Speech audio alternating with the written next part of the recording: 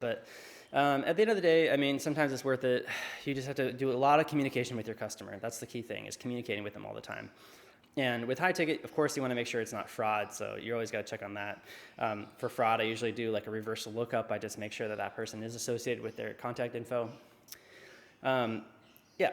So let's see what else. With suppliers, you're going to have a lot of other things to deal with.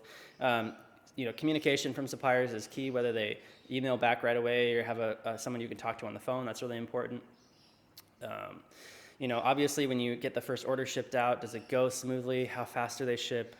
Does it arrive clean? Do they communicate well? What shipping companies do they use? And if you run into any problems along the way, like for instance, maybe a supplier has inventory issues all the time, you might want to consider just dropping them, because what's the point of advertising products if they're not even in stock and they can't ship? You just have to cancel orders.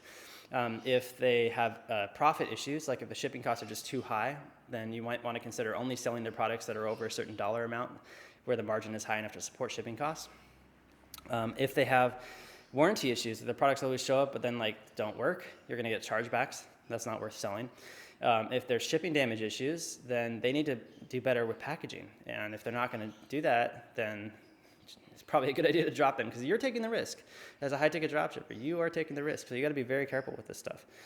If the product shows up and it's messed up and they file a chargeback, you could be out all that money that the sale is for, and then also the money you paid the supplier for that product for if the customer does not return the product.